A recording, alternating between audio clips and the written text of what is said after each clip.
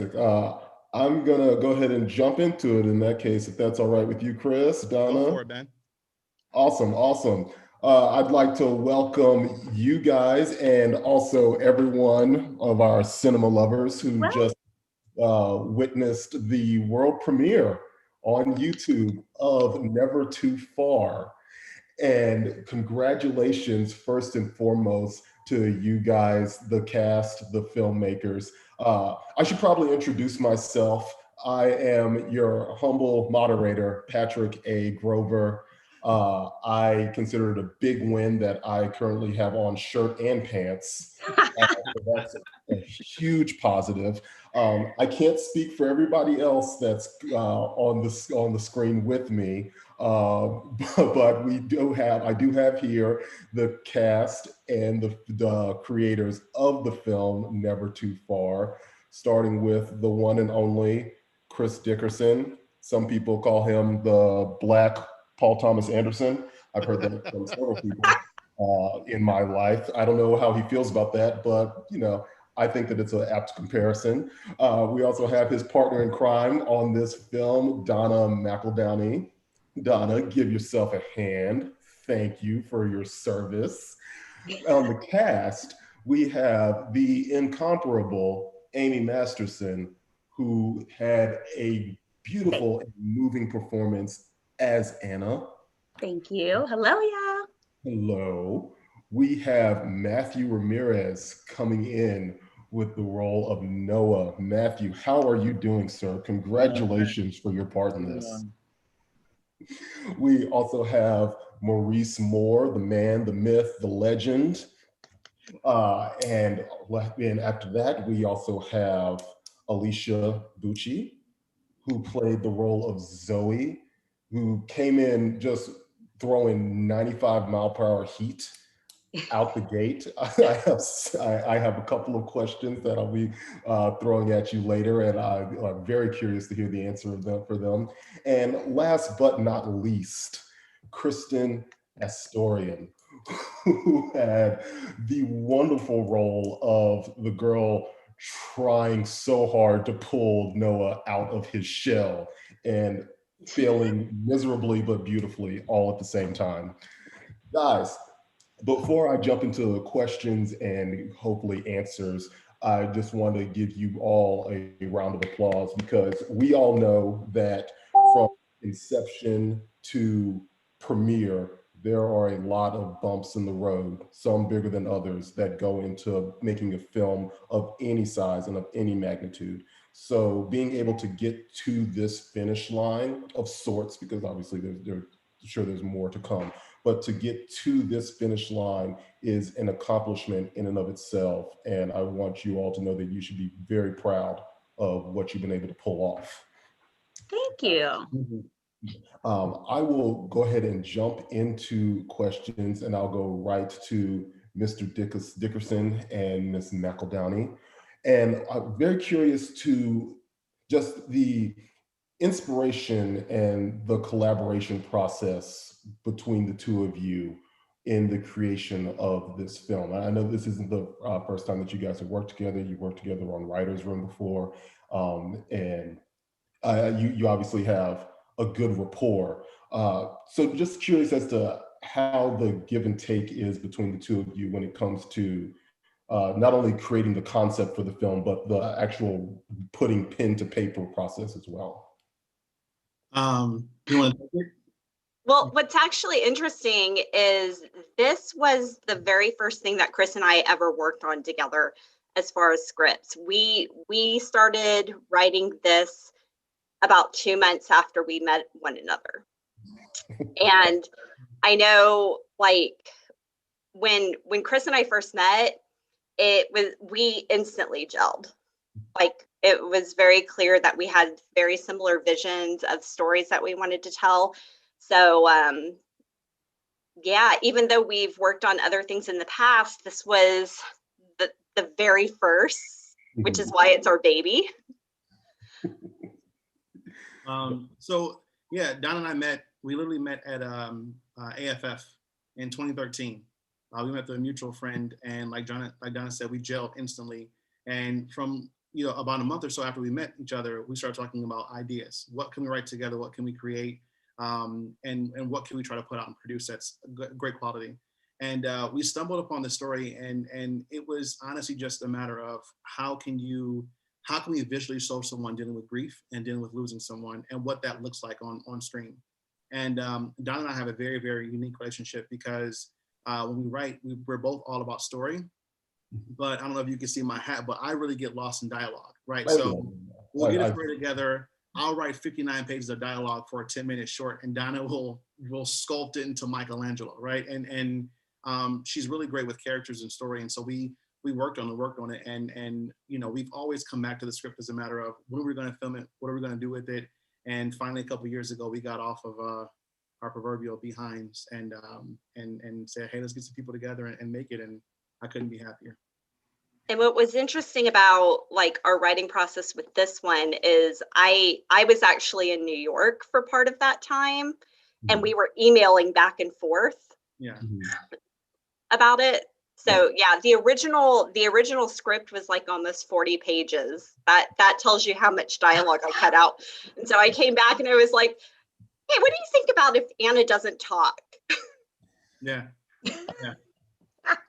So I'll let you know a little insight. That actually leads perfectly into the next question that I had, which was how that decision came about, and was it something that, obviously, I guess it wasn't something that was the initial thought, and when that realization came about, was it something that you, when Donna presented that to you, Chris, was it something that you immediately sort of like, yeah, this could work, or was there like a sort of genuine hesitation there? Well, I'm a logical person, so if it makes sense, it makes sense. And to Donna's credit, yeah, we had a 40-page behemoth of a short film, right, that we were just going to make it extended short.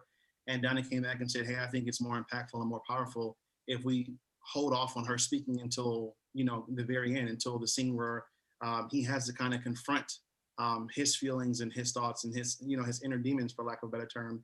And when we just kind of talked about a little bit more as to why that was so important, it made sense to cut, the other dialogue that we had her speaking before that, because it makes that moment so much more impactful. So I was on board with it. I wasn't apprehensive.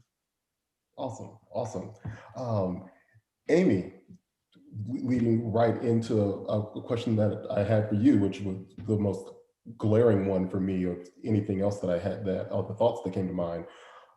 What was that challenge like, to know that pretty much you don't have anything that you're verbally going to be saying until the last 2 minutes, give or take, of the film?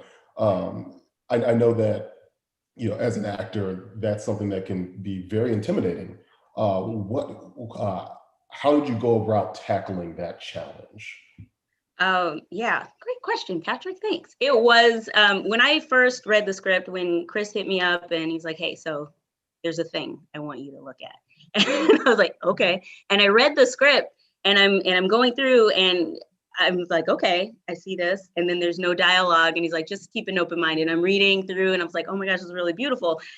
When is she speaking? And then I was like, was that it? No, that's not it. So then it's at the end, and immediately when I read the script and saw that she spoke at the end, that I was to, that's when it happened, it made perfect sense to me. And it was a powerful moment. And when I read it and I felt it, and usually when I read scripts, if I feel it right away, I know it's the one. Like, I know it's something that I should be a part of for sure.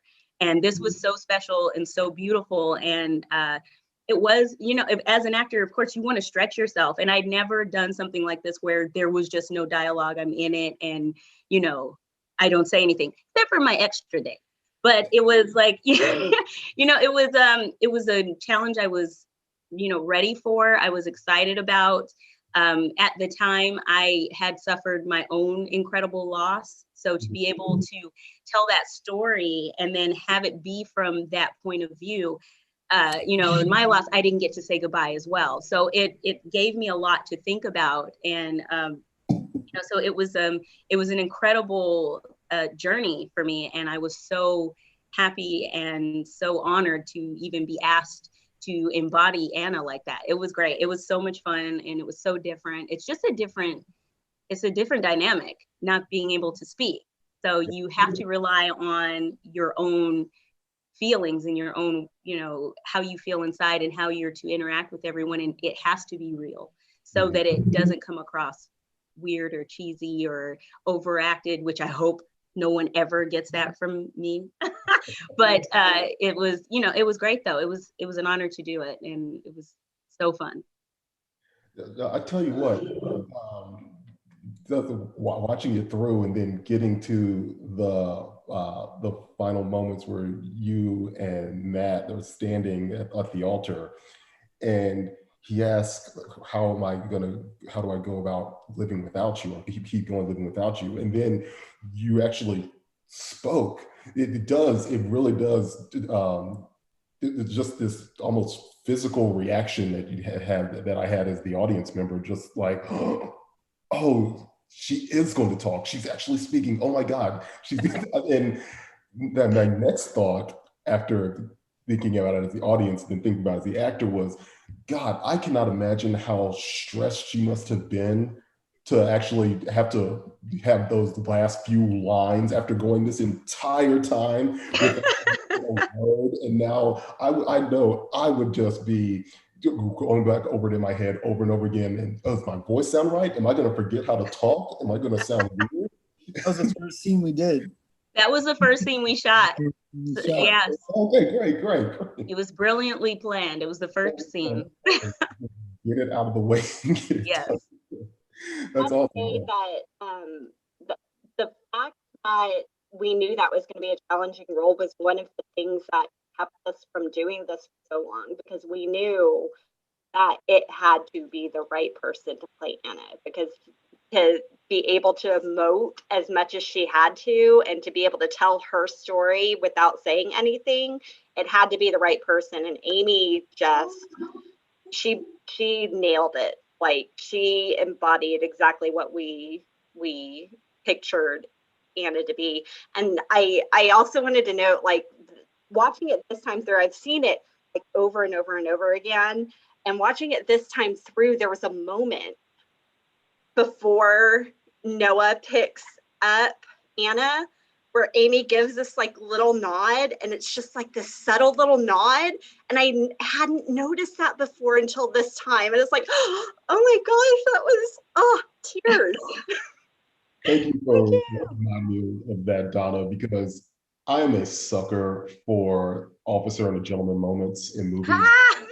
where somebody just gets picked up and carried off. Whose idea was that to go the officer and a gentleman route? Because I just want to just acknowledge it and give it a bow, really, because it got me right away. In the writing of it, we always, and I want to kind of get the cast on this as well, so I don't want to take too much time with asking, answering too many questions. But in the writing process, like Donna said, the original version was like 40 pages, and the very end of the film, the climax, didn't happen in the church. It was at a different location. But just in the restructuring process and working on what the ending was like, what was more impactful, how the characters should actually, meet up. Donna and I worked on this, and I give a lot of credit to Donna, working on this incredible kind of montage scene. And initially what happens is, in the original version of the script was, he carries her over the threshold of their home, right? He carries her in the door of their new home. Well, obviously due to budgets and scheduling, kind of how we were filming and where we were filming at, we had an apartment, right? So we always knew we were going to do this match cut to have him carrying her over the threshold and match that to the actual wedding. But that was always built in there. We just, kind of structured a little bit different. But to Donna's credit, she did an amazing job with the montage. Fantastic. Kudos to you, Donna. Awesome. And I have to give some props to, go ahead, Donna. So the ring, I think, was the key thing that kind of led us to the church, because like that ring was such an important connection between them. We just had this image of like, well, what if at the end he puts the ring on her finger? And then that kind of led us to, ooh, we could do it just like as a whole wedding scene. And like, so yeah. Very nice, very nice. I'm gonna give Matt some props because I'm 5'1", an adorable 5'1", but I am not tiny. So he had to carry me like the whole time, and there was this box that kept like in the closet. That was just the poor. Oh, Matt did a good job because I am not light, and he had to carry me a bunch of times. Gotta be ready. Gotta be I'm not going to ask Matt about his lifting techniques for Amy, but I do want to ask him a little bit about his character, Noah. It's an experience that, frankly, a lot of people don't necessarily have. You marry someone, and before you feel like you had the opportunity to live a full life with them, they are stripped away from you. And you, in some ways, you're stuck in that moment and in that time with that person, but the rest of the world is just keeps going forward and just trying to figure out how to find yourself in that world while still maintaining this connection to the past that you had. Did you have, or did you see any similarities between yourself and your character of Noah? Did you see anything that was in particular different between yourself and your character of Noah? And if so, what are some ways that you were able to bridge those gaps? Well, I've never had grief like that in my life. So I was in a relationship at the time and very much in love. So I just drew on that from the perspective of, well, what would happen if this person who I really, really, really love is no longer with me?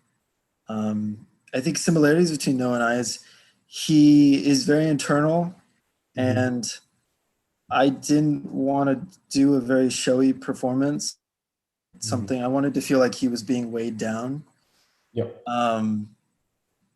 And you know, and soft spoken at times, and he finally kind of breaks it a little when he sees Alicia's character crying and breaking, and there's I think a strength that he finds. So yeah, that's just what I tried to convey, just that the constantly my frame of mind was that there was a weight just tethering him down and weighing on him physically and as well as emotionally. Were there moments that felt like, I guess that,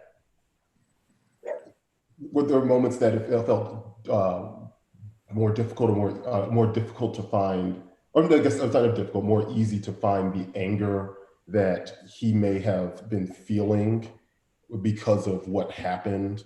And was that something that you wanted to lean more into, or was it something that you wanted to have more like a simmering below the surface? Well, I mean, the scene between Mo and I, that I think anger comes out, but grief takes many forms, and so I think it's being open to letting anger come out if anger comes out, being open to let sadness come out if sadness comes out, or frustration. And you know, we don't grieve in just one way. So we did very different takes, Mo and I, in that scene.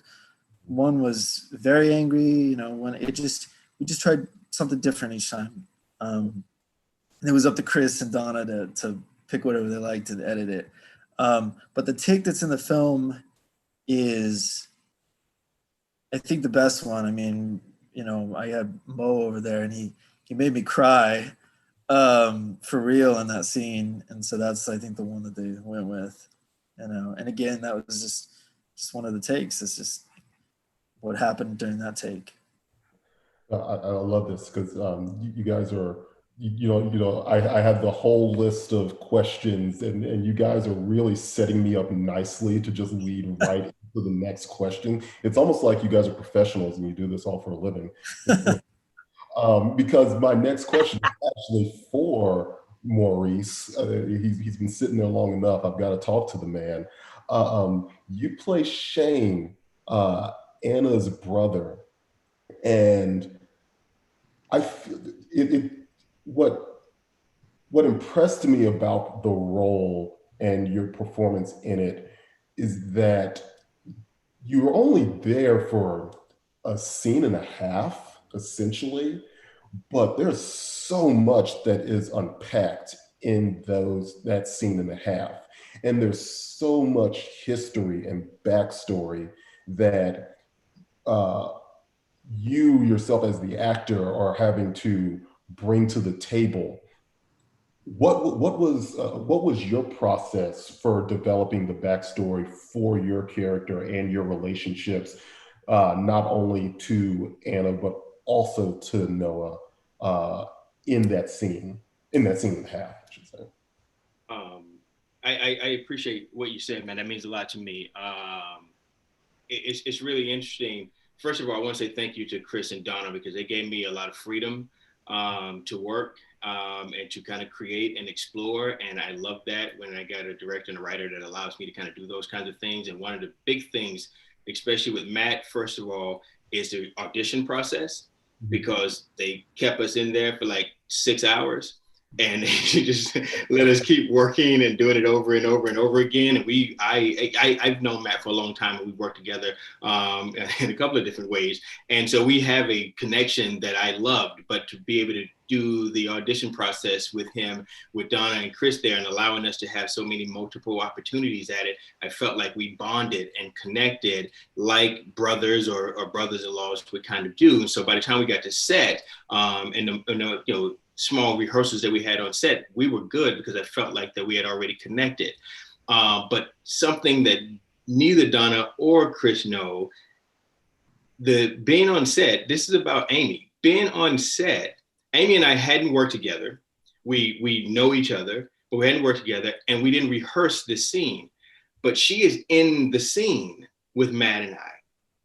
And having you there, Amy, without you actually knowing this, allowed me to draw on my relationship with you as my sister. Like having you physically there gave me an opportunity to think about what my relationship was with you and how we were connected, and to know that you were there listening. Now, obviously my character doesn't know that you're there, but Mo, the actor, had to find some way to connect with you, and physically having you there, physically seeing you connect to Noah's character, or Matt's character, Noah, gave me more of an emotional connection to you, which allowed, when I got on set, to just let that go. And that was fun for me. And then I just kept trying to give Matt as much to work off of as possible. That was really my job. It's like, what can I give him to react to? So that's the fun that I was having doing that. That's fantastic. It's something that a number of you guys had to deal with. Well, everybody in the film, aside from Amy, had to deal with the idea of performing with sort of an additional character in the room at all times that you have to either pretend isn't there, or know is there for you in terms of, as far as Matt's role is concerned. She's there for you, but you also know that the other person that you're talking to in the scene has no idea that this person is there, and just the psychological maelstrom that can put somebody through.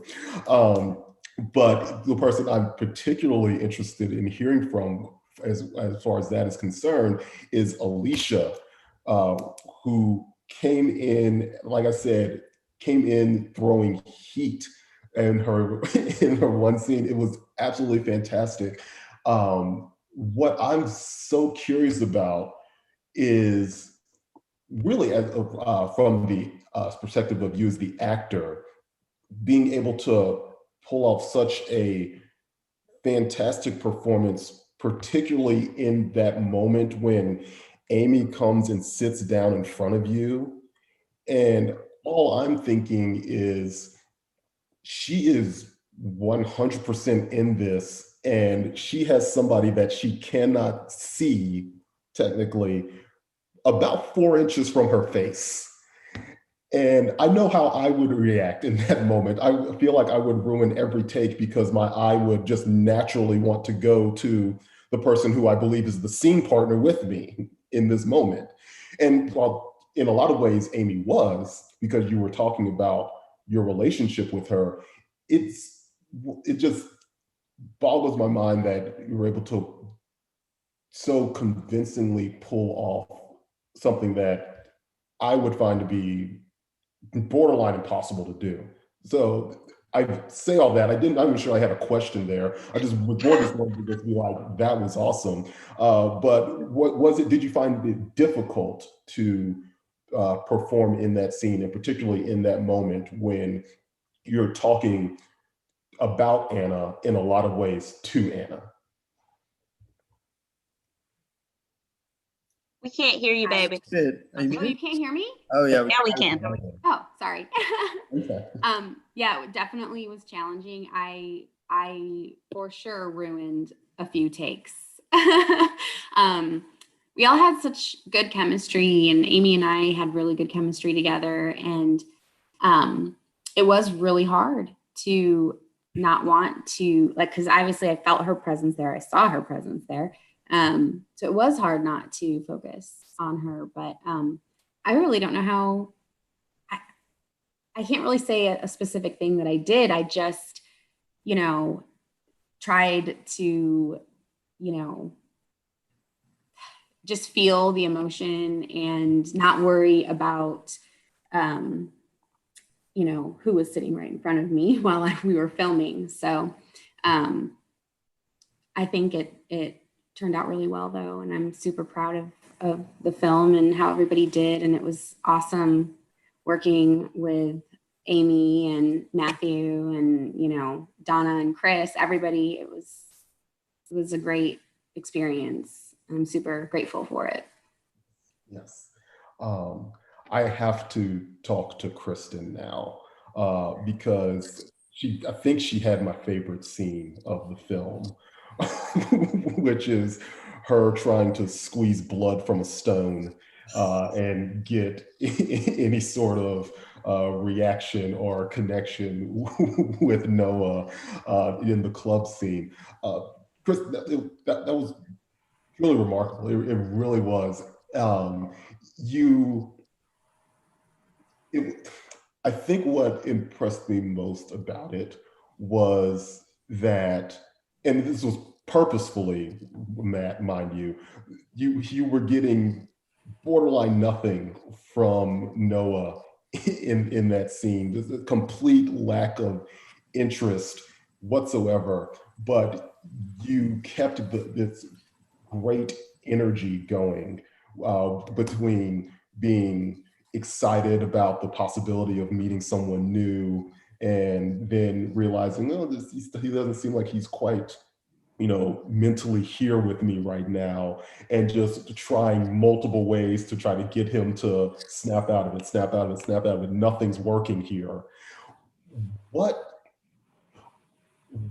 do you usually look for in a scene partner when you have a scene, something when you are doing something similar, when you're doing a performance like that, where you in some ways have to carry the scene along and push it along? Is there something that I'm struggling a little bit to come up with the question that I'm asking here. Do you look for your scene? Do you look to? How about this? How about I scrap everything that I just said and just say, what are the characteristics that you look for in a good scene partner? Yeah, well, I think it really depends on what the scene needs, right? So I have a background in Meisner work, and so just trying to go off what the other person is giving. And in this case, I think, Matt did a really good job he really wasn't giving me much. So it felt very natural to have concern, because I'm assuming that Shane may have told me, I don't know, that I made the decision as an actor that he did give me some background about Noah before I met him. And so there's, as an actor, I went into it as, okay, well, she's going to have empathy for this person. And then he's like, not responding. And so there's just an innate response to have concern then.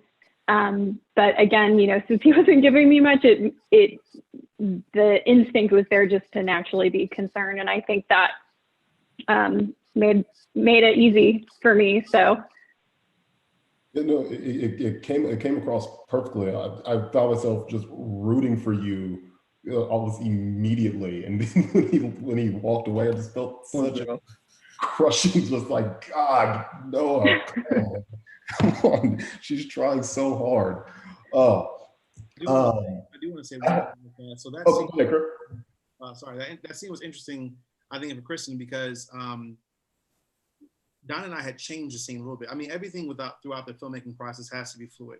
And you have to try to find the truth or whatever you're doing in every single scene that you have. I don't want to sound pretentious, but that scene changed a couple of times because at one point we wanted Sabrina to be very, very forward in a non-promiscuous way. So the initial thing she asks him is, you want to come back to my place? Completely platonic, right? It's just the idea of us getting out of this loud club and getting out of this loud place. And then it became, hey, you want to go to a restaurant?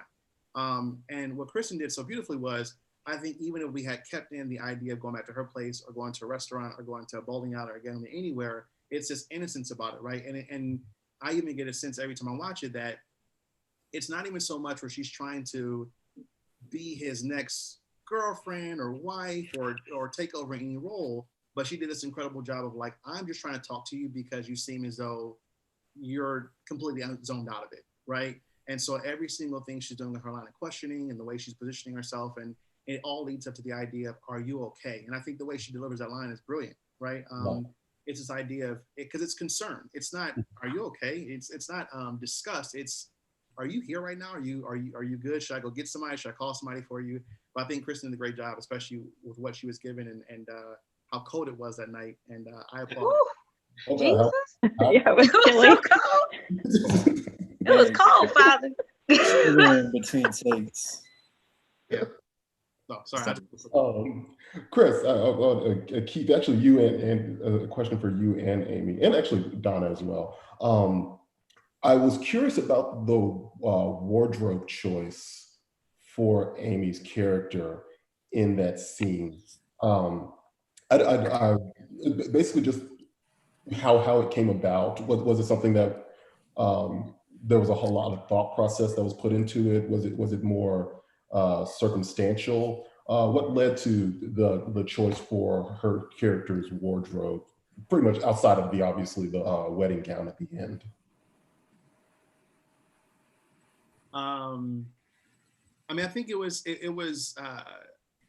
we had Amy bring a bunch of options, and I think very early on we knew we wanted something in the dress department. We wanted something flowy, something angelic, but not too wedding-esque. And when she brought the dress on set, we were like, perfect, great. And little did we know it was going to be cold in December, and so she suffered a lot of cold weather. But I think it was always just a matter of, we want something flowy, we want something kind of that sits off of you. And Amy just came through with a clutch dress, and we just thought it was, the best option. It was so cold, Lord.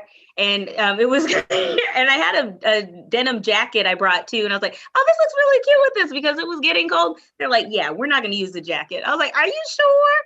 But it was, I loved the choice. I love that they chose that dress because I love that dress. And I wore leggings underneath it for our night shots because I ain't crazy. But it was, I love the choice. I think that it really worked, and I trusted their judgment on everything. So I just rolled with it. Awesome. I don't know if you noticed the pictures that were on the bookshelf where Zoe picks up, but there's a picture of Anna and Noah together, and she's wearing that dress. And so it's kind of like, yeah.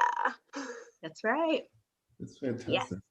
Well, I'll just watch it again, just to make sure that I can catch all the little photos are the happiest thing in the movie. Yeah. Oh yeah. Because we it was when I was still with him. We went to the car. Yeah. Oh my gosh, that night I almost choked Matt and his brother. Then I was like, take the picture. Oh, Alicia was such a good sport. It was a lot. It was so much fun. We got to really work, and Donna and Chris were just like, make this happen, get it, let's do it. And it was just so much fun. The pictures in the car, the selfies, it was actually helpful to establish our relationships too, and to keep that going. And it was a lot of fun. Alicia and I actually went shopping at Target on one of the days, and rode on carts and took pictures. And Alicia actually bought a jacket I'm still jealous of to this day. And she's like, "You better get it." I was like, "I'll get it." And then I didn't get it, so I don't have it. Sad. But you can borrow mine anytime you want. Thank you, baby. We do wear the same size. Yeah. But it was fun. It was a good time. We had a really good time. Yeah. Chris, I want to ask you about what was my favorite frame of the film, which was that shot looking up at Noah as he puts on the necklace, and then Amy's arms come around him to comfort him in that moment. That's something that I don't think I've seen outside of like horror movies. They'll pull off of creepy, Amy. Yeah, exactly. But it's fantastic that you're able to pull it off in such a just touching and romantic way. What was that something? What was the thought process behind the setup for that shot, and just how you went about pulling it off? So it was always in the film and always in the writing that Amy, her character Anna, is connected to the ring that Noah has. Mm-hmm. So if no one noticed it in the film, I'll spoil it for you right now. It's a great Easter egg. Whenever the necklace is off of his neck, and the ring is off of his neck, Amy's not in the scene. Mm-hmm. So when he slams it down in the bedroom, and Alicia's character Zoe comes over and they're talking on the couch, the reason Amy's not there in that scene at the very beginning is because the necklace is still inside the room. So we always knew the ring was going to be tied to Anna. And so in that scene, I thought it would be really, really cool if, as he's putting this necklace back on his neck, she appears again. She comes from behind him. And, he walks in the room to get the luggage. We see this wide shot of the bed. She's not there. She's not where he, quote unquote, left her the night before. But her presence is always there. So, being a slave to our time constraints and setups and that kind of thing, I was like, hey, what if we just did one shot, kind of, slightly looking up so we can hide her sitting behind him. And it's worked out to where it was one smooth motion where he puts the necklace on and she comes up. And I love the shot, and I'm glad it worked out the way it did. Oh yeah, no. I'm such a nerd. That's one of those ones where you see a shot like that and you just have like an audible reaction to it. You're just like, oh, that's a good one. That's a good one. I'm marking that down. When she saw it for the first time at the cast and crew screening, she hadn't seen it before that, and her reaction was like, "Oh my god!" Yeah. It did. It blew my mind. I was like, I love the lighting in the scene. You can see just a little light in my eyes, which I thought was really, really effective in that motion. I think that one of the things I liked about that scene was how close Amy's character and I are in that moment, and vulnerable. So it's about just like giving yourself permission to be quiet and vulnerable as a character, and for Noah being, it's a quiet performance at times. And when you're close with someone, you have those quiet kind of moments with the other person. And so that's what I really like about that moment. But yeah, I think it definitely stands out. Yeah, no, your dialogue immediately after that moment where you say, I don't know how to explain it to people. It was the perfect line for right after what had just happened. Because like you said, it is this quiet moment where you don't need a whole lot else added onto it. It's all about just letting that moment breathe and letting that dialogue speak for itself. And I thought that was just perfectly done. It really, really, really was.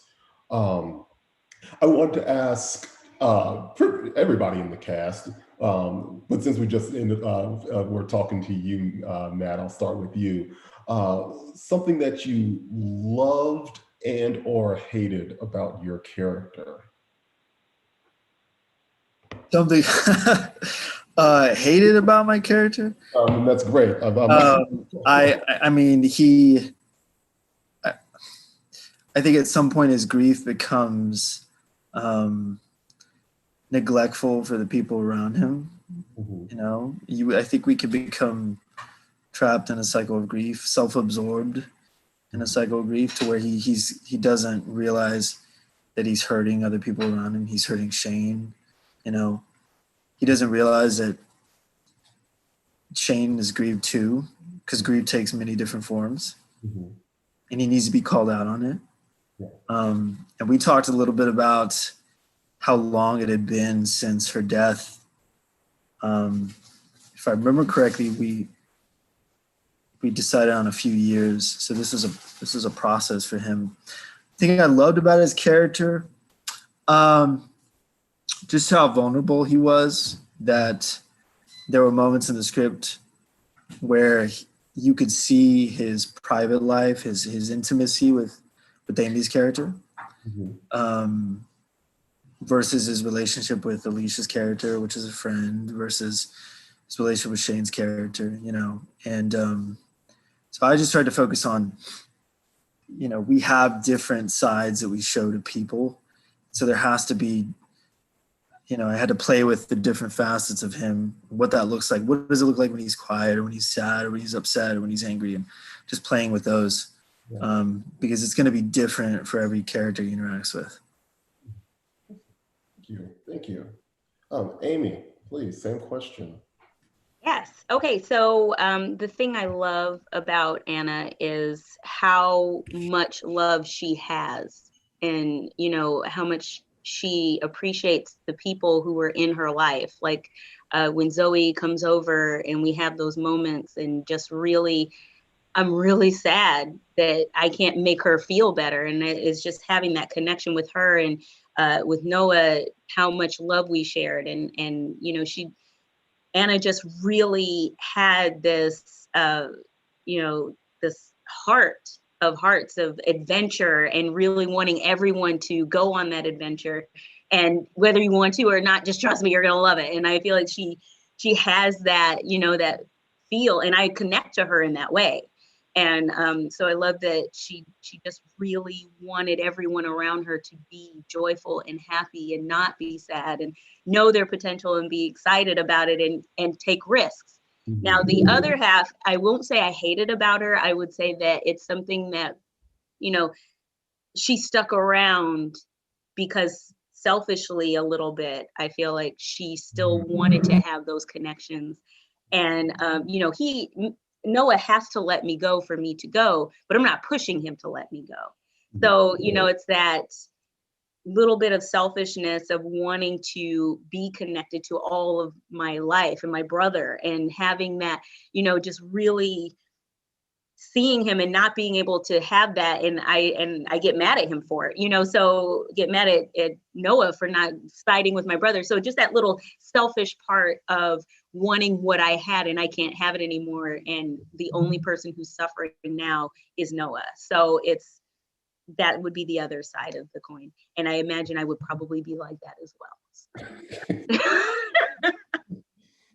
Yeah, no, that's. I'm so glad that you brought that up, because that was a question that I was going to have for you, Matt, and or Chris or Donna, was what the balance was, as far as how much of Noah seeing Anna was his still going through the grieving process, and how much of it was Anna not wanting to leave and feeling like and still wanting to be a part of his life.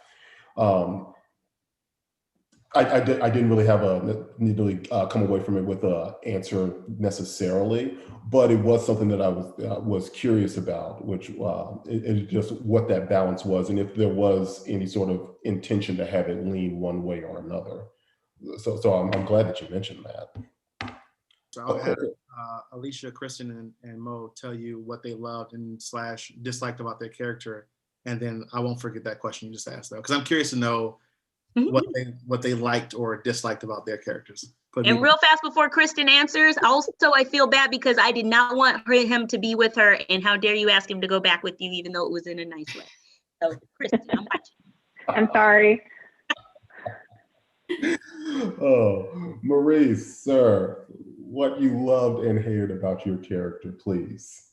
Oh wow. I don't know if I hated anything about my character, so I'll come back around to that one there, because I really enjoyed everything about Shane. One of the thing I think I love most about him is I felt like that he was kind of the rock, and he had to be the rock, and that's written in the dialogue. So Donna and Chris do a great job with writing that in the dialogue, but I like that about him. Sometimes I have a little bit of that in my personal life with my family and stuff like that, and so I could connect to it and relate. So I understood a little bit of what that meant. It was important to me. What I really loved is my relationship with Shane, with Noah, in the sense of going, he was married to my sister, and that made him family to me. And now that my sister's gone, sometimes people can, fall apart. They can go their separate ways, and I still care for him like my brother, and I'm there continuing to try to help him move forward. And that's important to me because I want him to be happy, not now that my sister's gone, go do your thing, I'll see you when I see you kind of thing. I love that. That's why I'm so passionate about what I say to him, because I care about him so much. It becomes that tough love thing. I'm not going to leave him alone. I'd call him in a day or two. It was that something that he needed. And I love that about him. I thought that was great when Chris and Donna were able to kind of connect that character that way with that storyline. I loved kind of carrying that burden of wanting him to stay connected to me, to my family, to my sister, just in a different way. I wanted him to continue to grow. I love that about him. I don't dislike anything about him. I think that him handling things the way that he handles things, the dating a lot, everybody does things differently. And so that was just his way of coping. And I didn't see that as a negative thing. I just saw that as his way, as having an out. Some people have a drink or whatever. He tries to be distracted by partying, I guess. And I understood that and could appreciate that too. So I love that guy. I'm a big fan of Shane. I got to be honest with you. That's Mo's life. Partying. It's a little bit of my life. Two girls in the club. Oh yeah. That's my old life, way back in the day. Don't be bringing that up in public, man. What's wrong with you? Don't worry. I'm sorry. Can I say, Patrick, real quick, with Shane and Alicia in particular about this? I have a bit of a unique relationship with them, and I've known them for a long time. And what they do in this film, I am just so incredibly proud of. Like, everybody does a really terrific job, but because I have such a unique relationship with those guys, I was so incredibly proud of the weight that they carried in this film with the great dialogue and storyline that Chris and Donna created. I'm a big fan of what they did, and I just want to make sure I tell you guys that in case we jumped off and I didn't get a chance to do that. All of you guys were fantastic, but I really wanted to share that with you too. Thank you. You're doing something right, man. I'll tell you what. Alicia, please, what your character, what did you love? What made you disliked, or similar to Mo, didn't dislike anything, which is totally fine. Something I loved about her was her ability to kind of open up and talk to Noah.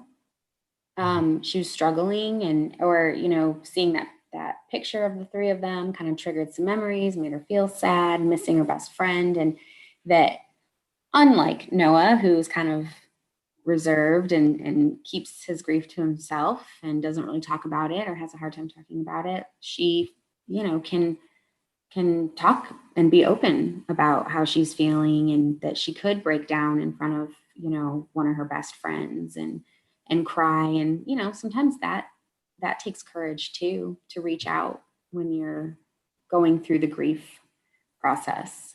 So, you know, I liked that about her, that she was actually able to say what was on her mind and talk about her feelings.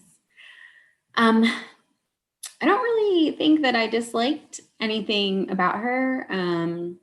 Maybe the fact that she can't hold on to a luggage set. But no, I mean, I think that,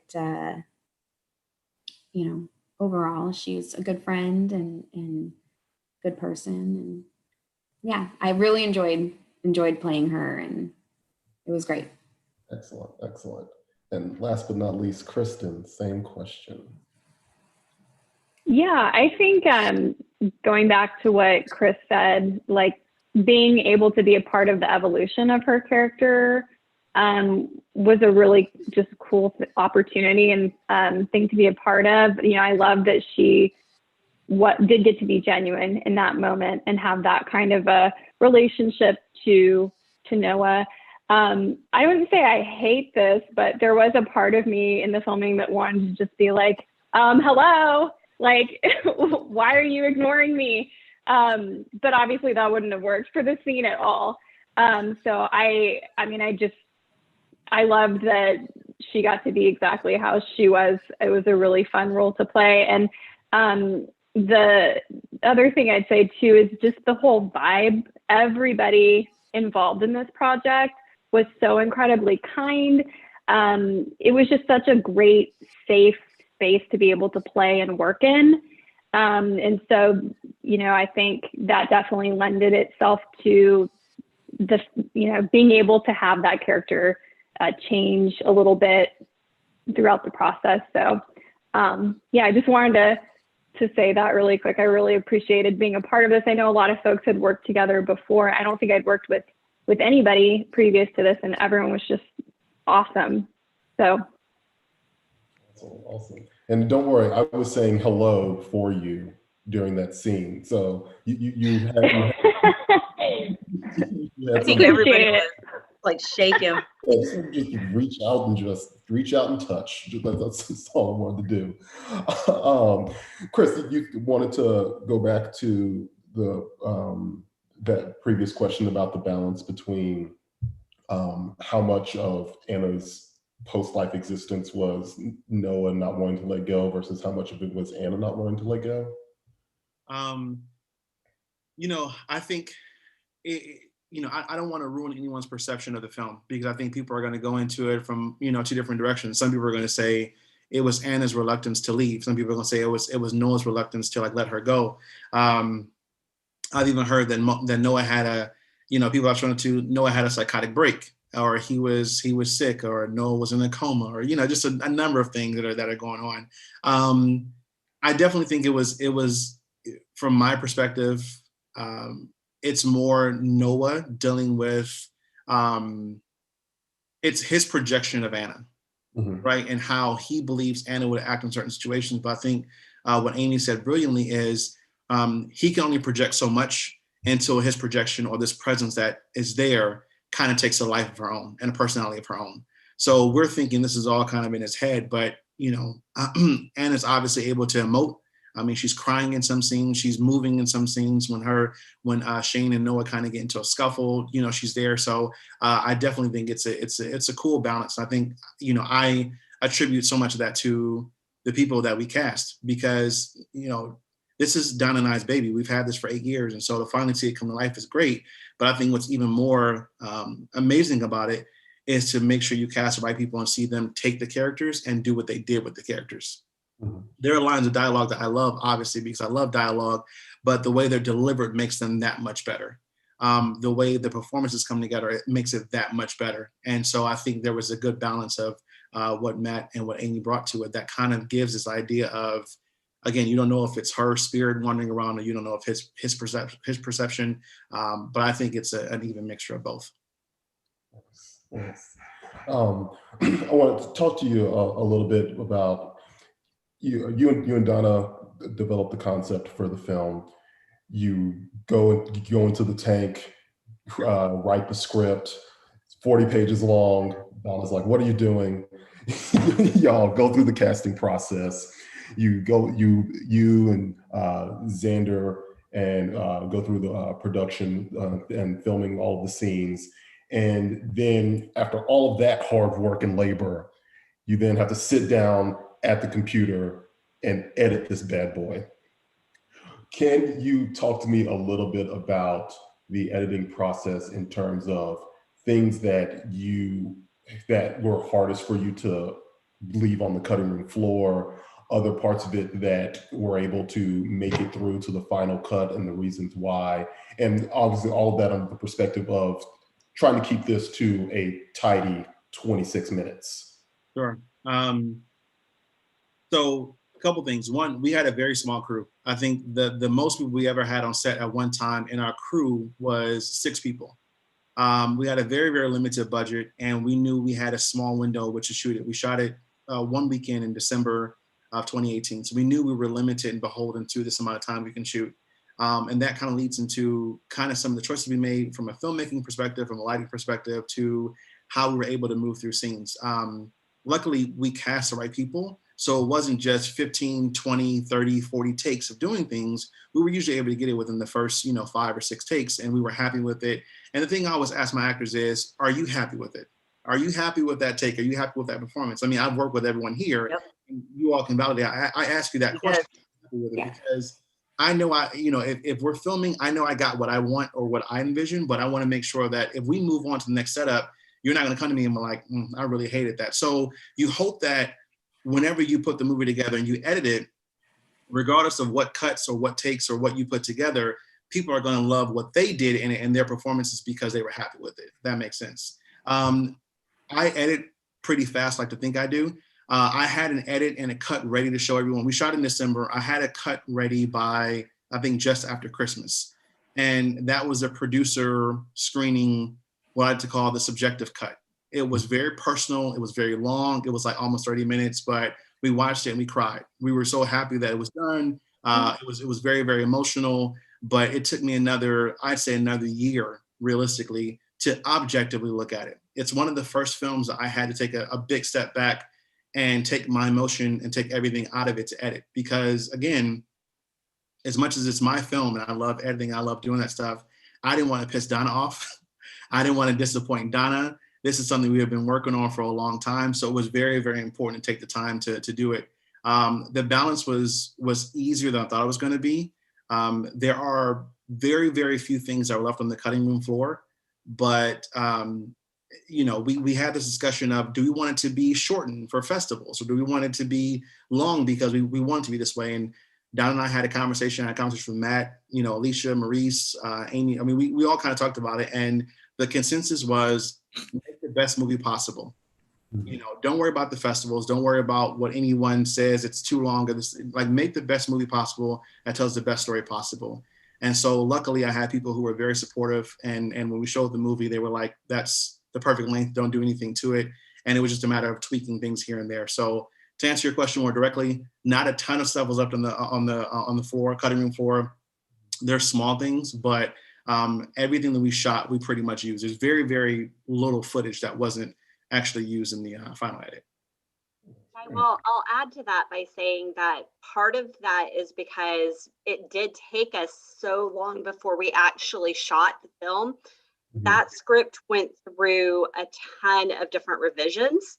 And during that time, we were constantly going back to it, setting it aside, coming back to it and tweaking it so that the version that we ended up with filming, we knew backwards and forwards. First of all, we knew exactly why we had certain things in it. And I think that let Chris and Xander really be able to focus on exactly how they wanted to shoot it and what their purpose in shooting it was. So there wasn't a lot of extra stuff. It was, we knew what the story was, we knew what needed to be shot. And that came because of the process of doing all of those revisions. And of course, there's things you shoot that just doesn't work. You'll shoot some stuff, you'll go back and you'll try to edit and you're like, nope, that doesn't work. There are different angles and different versions of things that we shot that just didn't in the final edit. But again, I there's very, very little that we ended up cutting out. And some of it's like cutaways or things that the actors weren't even there for. So I don't even know if they would miss it. But it was definitely one of the harder things I had to edit, and I'm happy with final product. That makes two of us, sir. Donna, the credits roll, audiences sitting there in the aftermath of what they've seen. What would you hope? I don't want to say what would you want, because I don't want you feel like you're trying to manipulate the audience's emotions, but what would you hope the audience's impressions of the film at the end may be? So I think what I ultimately want them to come away with is the idea that everybody grieves differently. You know, when we played with these different characters of Noah and Zoe and Shane, we really wanted them to have their own distinct kind of way of dealing with this grief. And I hope that as the audience kind of goes off, they were able to kind of connect with one of these characters and understand that whatever way that you handle that grief, it's okay, it's normal. Mm-hmm. And that at the end, there is kind of some peace in letting go. Yeah, that's essentially the thought process I had towards the end. It's just this, like you said, there's not like the one cure all for a tragic event such as that, and it could take a couple of months, it could take a few years for you to finally get to that point where you feel like you are able to let go, but it all happens on your own timeline. It all happens on your own path. And yeah, that message really came across, at least to me, by the time we got to the end. Another thing that stuck with me was I wrote down, letting go isn't forgetting, and underlined it 3 times. It was hands down my favorite line from the entire film. I'm curious for you guys, let's start with Amy, what maybe your favorite line or scene that you shot for the film? Ooh, oh my gosh, it's so hard. I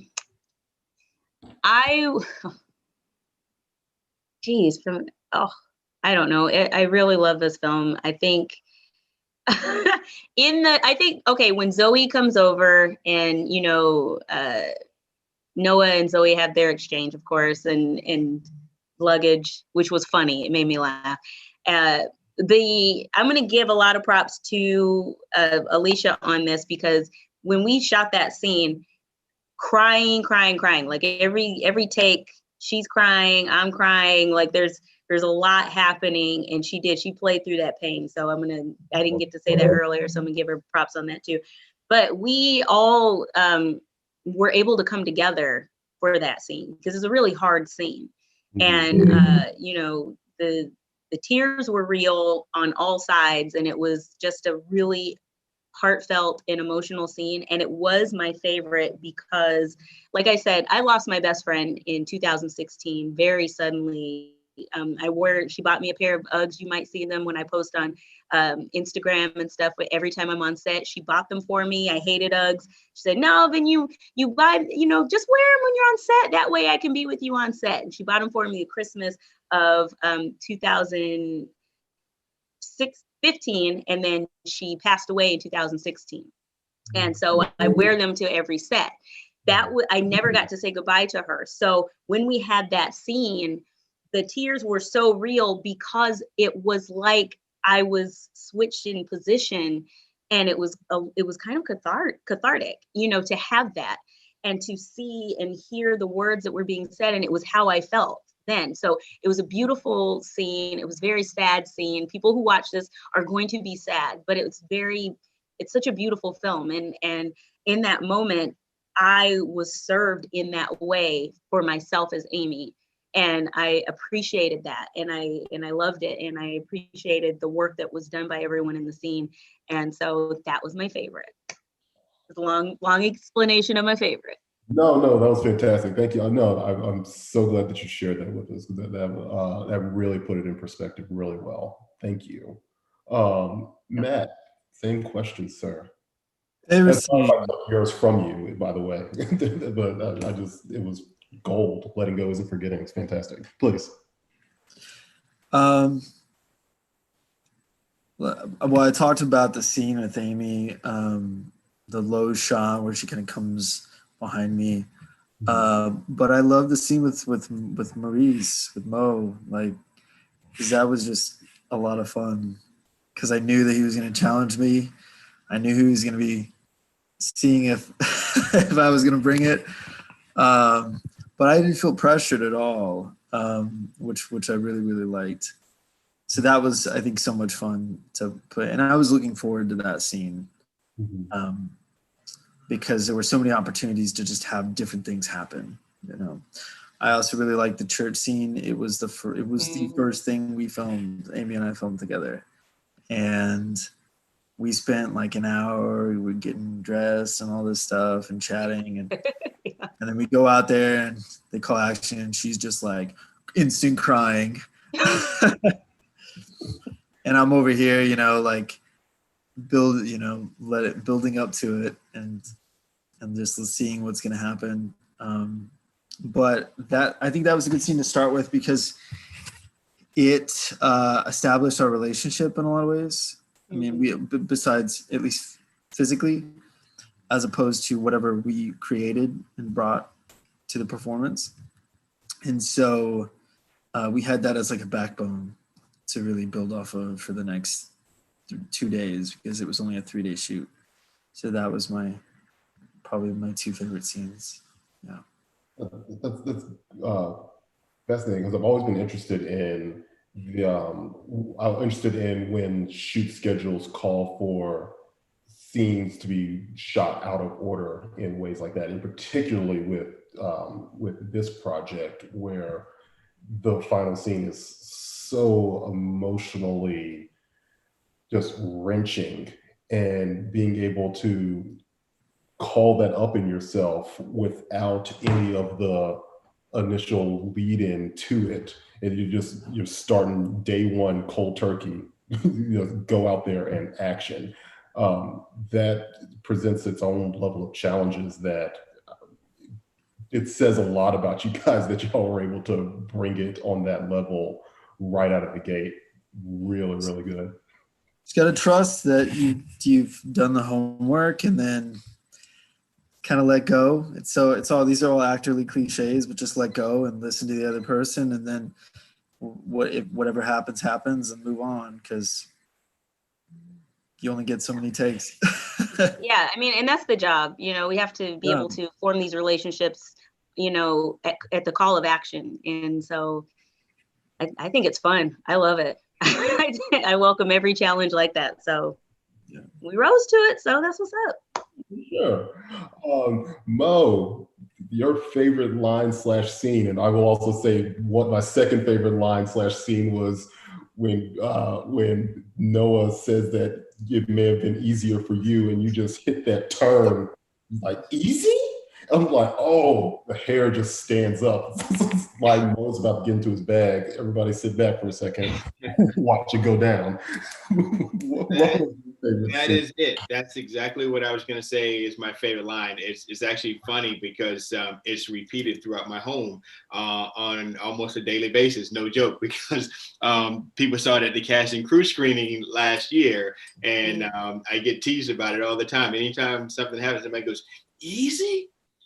You think, and I stop, leave me alone. It's probably my favorite line that I've said in most films because it connects, it clicks, and Matt, Noah's character gets under my skin just enough to the beat worked right, the rhythm worked right, and so it just felt right. So when we worked together, it wasn't forced at all. It just felt right. So that's my favorite line that I have. And it does set off this emotional release that my character needed to have. I truly think that he needed that release. He hadn't said those things out loud about taking care of his mom and his dad and his brother. I don't think he said that to people. He's just holding it in and finding his own ways to deal with things. And this was his way of letting that go. And that was the key to that whole thing. And can I say something? Donna, you asked a question about what she hoped the audience would get from this. And I wanted to chime in earlier because I thought it was really important, because what you guys are saying is really great, and the subject matter is terrific, and all of these emotional things that we deal with when it comes to grief is really crucial.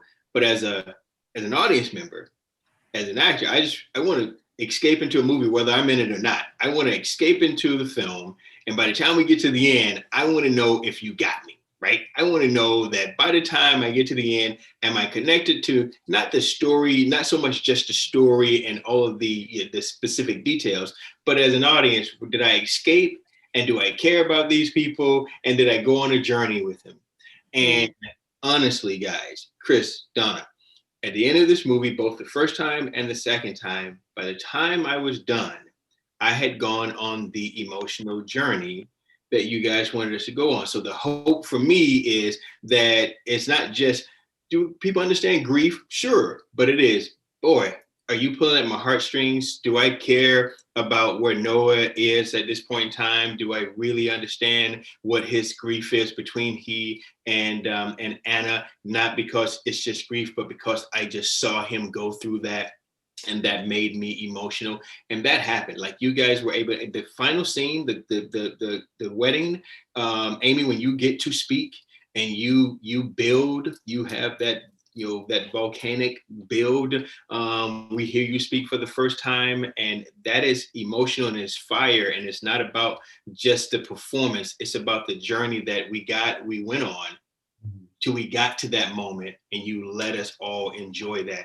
And that's an editing thing, that's a story thing, that's a filming. Like, you guys, that's putting all of those pieces together. And obviously the performances help that.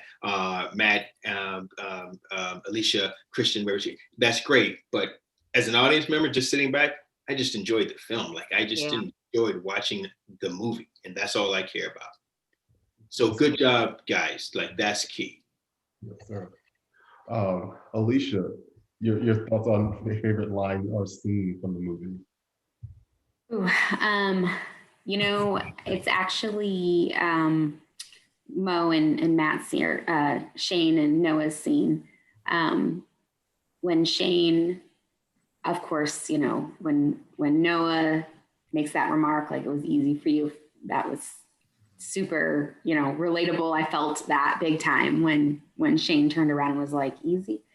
But the other thing that he said that really gave me the feelies was, you've loved her the last 7 years, but I've loved her my entire life. And the way he said it, just everything about that, the execution of that was flawless. And it was one of those lines that really affected me big time. And so I loved that scene a lot. I don't know if I can say I have a favorite, because I kept thinking about, well, what am I going to say? And I'm like, oh, this one, and then this one. And I loved the whole thing. So each scene had a favorite part, an aspect of it that was my favorite. So they're your children. You can't decide between. Exactly. I get it.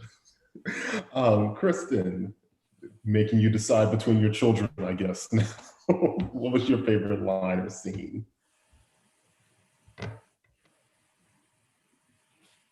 Yeah, she disappeared.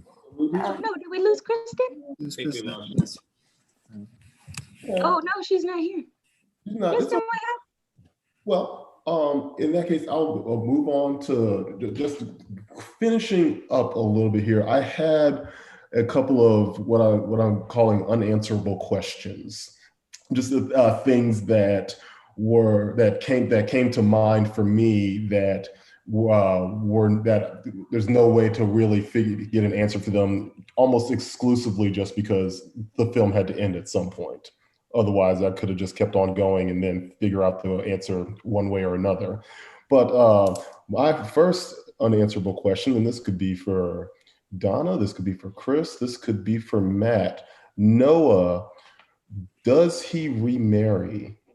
And if he does, what type of timeline do you think we're looking at for that? Whoever would like to go first. Good question. I think that's a great unanswerable question. It's a great question. Yeah. I couldn't tell you definitively if he does get remarried, and if he does, what timetable it has to be. You know, for all of my Grey's Anatomy lovers out there, you all will know Meredith and Derek, and how, you know, she had this great love of her life and no one will ever measure up to that. And she's since gone on and had other relationships outside of that relationship. And I think it'll kind of be a similar situation. I'm not going to say that he'll never get married again or he'll ever be in a relationship, but I do think that whoever he comes into contact with, unfortunately, it's always going to be a measure of, I had this great love that was taken from me, and I'm always going to kind of look to that as a litmus for how I want the next feeling to be. But I can't say definitively if he doesn't, and if he doesn't happen. That's the great thing about unanswerable questions. You can't really answer. That's a tough one. In the He's name. secretly swiping on Tinder.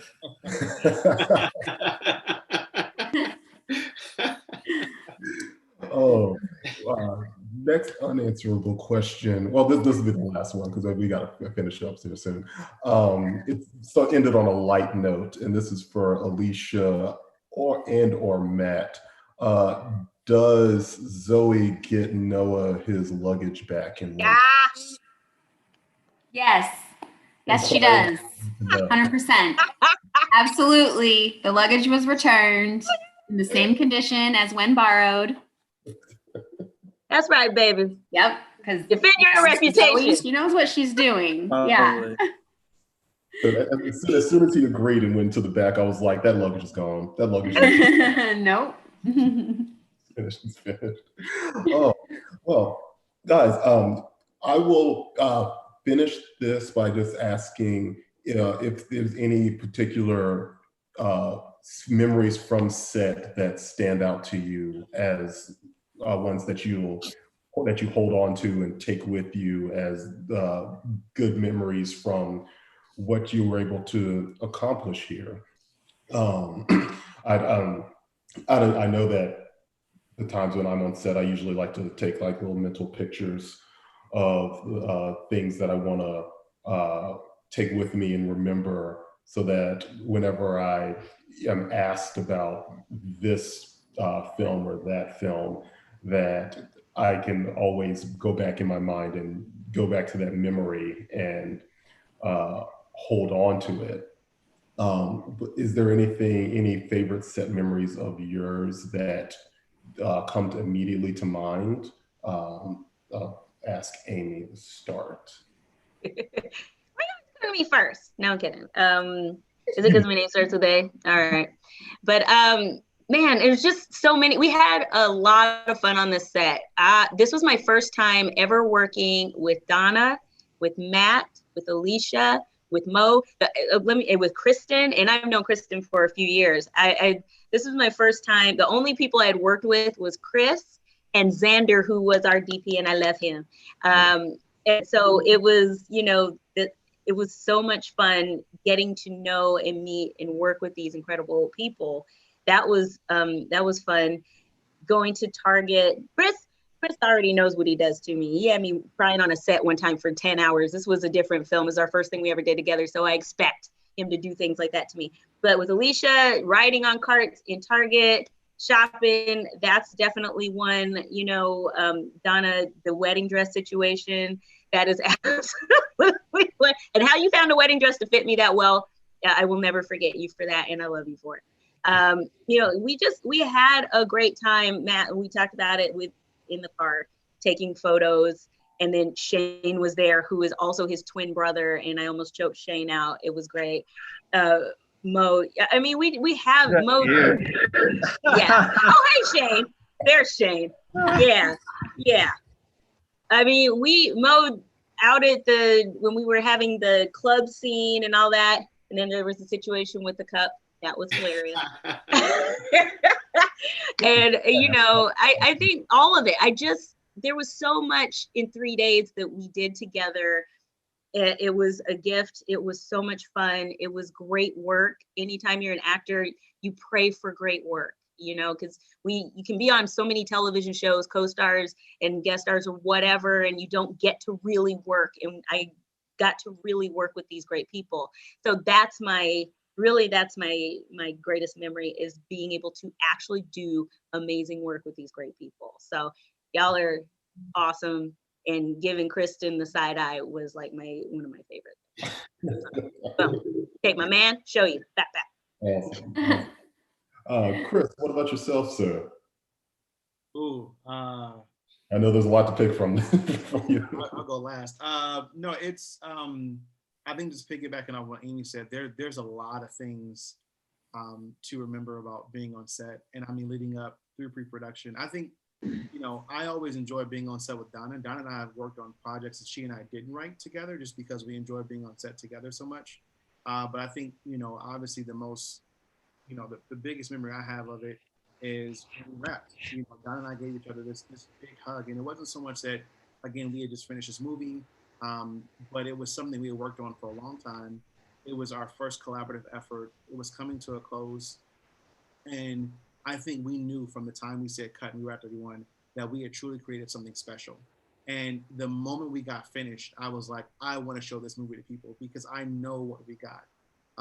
And so that was an incredible moment for me, because it was, you know, one of my best friends. We just did something really, really cool together. But I mean, aside from that, there are just so many great moments and performances. I mean, I worked with Alicia before. I worked with Amy before. Maurice and I are always talking about him not acting in films, and I'm like, okay, you know what? I'm gonna call you on it, right? So being able to direct him, and after him coming on to a set that I had, and he kind of helped out with the actors, everything was an incredible experience. I don't want to sound like I'm just bragging and waxing poetic, but it's really, really hard to pinpoint specific things. But it was one of the greatest filmmaking experiences. And those 3 days, you know, I wish we could have shot for 3 weeks if we could, but it was just fantastic. Miss Donna. Well, I definitely want to echo what everybody else is saying, because these were such amazing people to work with. And I genuinely love all of these people. So being able to be on set with them and to just the way everything meshed was perfect. But I will say, probably my most favorite thing about this whole process was callbacks, because once we had our finalist and the scene with Zoe and Anna and Noah, we were mixing and matching actors to try to find that right chemistry. And when we got Alicia and Amy and Nat in there and they did that scene, it was like the characters finally came to life. Like I was finally seeing the scene the way that we had envisioned it, and they became these characters, and the relationship was exactly how I envisioned it. And being able to really see it come alive for that first time was just perfect. That's what kind of made it all real. Nice. Oh, that's such a good answer. Oh, Matt, sir, your favorite moment? Those callbacks were intense, but I like Mo said, I loved that we got a chance to play. It wasn't just like, okay, we do it once, okay, bye. You know, like so many auditions and stuff like that. No, the set was really light, to be honest. Amy's like a total cut up. I'm a twin take. It's like she's crying, and then they say cut. She's like, like just how like Susie say cut. And I'm like, and I'm very internal, so you know, though Amy and I cut up a little bit, but just kind of like, I'll just kind of do my own thing, and then, you know, whenever they need me, I'm ready to go. But yeah, it was a light set. It was a lot of work though. It was like 3 full straight days, but I think we knew we were doing something different and something that wasn't going to be cliched or melodramatic. Because I mean, I think a story about grief, the death of a wife can go that direction really, really easily. It can be some Lifetime shit, you know. But it's none of that. But it was just a really light and fun set, especially the club scene. The club scene was fun, and it was just a lot of fun. Yeah. Good Alicia? times. Can't believe it's been 2 years. Yeah, I guess I don't really have anything different to say than anyone else. It was very, first of all, callbacks. Yes, that was intense. That was an intense day, and like it was rough, but it was a lot of fun as well. But just being on set with everybody, everyone was really comfortable, and it was very long few days that we did, but we had a lot of fun, and I can't think of a particular moment. Obviously, Target with Amy, getting those pictures, that was fun. Bonding and getting ready to, you know, bring our characters to life. So it was great. But yeah, I truly enjoyed working with all of you. Chris and Donna, and I think, okay, it's better for me to say Amy, I think, was the only person I hadn't met. I hadn't, but everyone else I knew, and some for many years, like Chris and Donna and Mo, you know, years and years. So it was just great to be back on set with everybody and to make something so beautiful. And I will end with Mo, sir. Everything everybody said. I would say this. I had a long time ago, years ago, I sat with Chris and Donna and our mutual friend up at the Domain, I think, and they talked to me for the very first time about this film, like years ago. And so to think and see it come together and be a part of it was tremendous to me.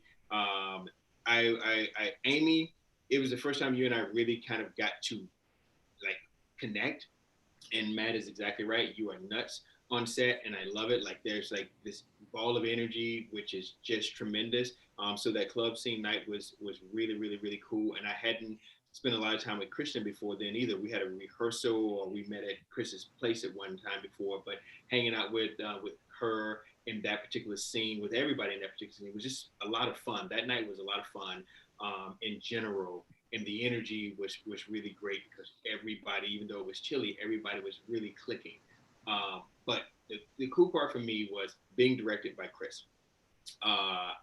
We've been friends for a long time. We, like you said, talked about working together a lot, and we've worked together, but in different capacities. And we certainly talk film a lot, but to be able to be directed by him was huge for me. And I really enjoyed that. And I enjoyed the dialogue and the conversations about the filming process on set. I love that. And then to watch Donna and Chris work, to sit back and just kind of watch them work together was just a treat for me. Like the energy was tremendous. They were clicking. Xander was terrific. So that trio, they were vibing. They knew what they wanted, and whatever adjustments needed to be made was made. And I know that sounds all technical, but I get off on that. Like I love that, because the filmmaking process with great people who know what they want and end up with this product is just kind of fun. So everybody was, and I love working with Matt. Dude, you're my dude, man. Just so you know, like that was just so much fun. Just I loved it. I loved it. So the set was a good time, and that's again that's based on Chris and Donna creating an environment that allows us to come in and be chill and relax and have fun and work and be creative and explore and also be who we are as well. That's what you guys created, at least for me, with the day that I was there. So thank you for that. It was fun. All you can ask for is to just be able to do good work with good people. Absolutely. Yeah. Chris, gotta close it out, but just asking, what's next for Never Too Far? Where can people go to find the film if they want to view it? Never Too Far is officially online. So the YouTube link that people watch their premiere from tonight is going to be the link that people can share out. You can post it anywhere you want to. The film is online. That is the link for the movie. It'll live on YouTube, and it's 4K glory in perpetuity. So that's where people can be directed to see it. And I'm very, very, very, very happy that it's up now. Fantastic, fantastic. Awesome. Well, I want to thank the audience that stuck with us through our Q&A session. I obviously want to give multiple tips of the cap to all of you: Chris, Donna, Amy, Matt, Mo, Alicia, Kristen in her absence. Thank you guys so much for putting together such a beautiful and moving film. And we look forward to the next iteration. I'm sure it will be just as good, if not better. Guys, my name is Patrick A. Grover, and I want to thank you. And please, everybody, enjoy the rest of the evening, and remember that we all grieve in our own ways. Take care of yourselves. Thanks, Patty Cake. Bye. Bye, y'all. Thanks, Chris. Thanks, Donna. Y'all are great. Love you all.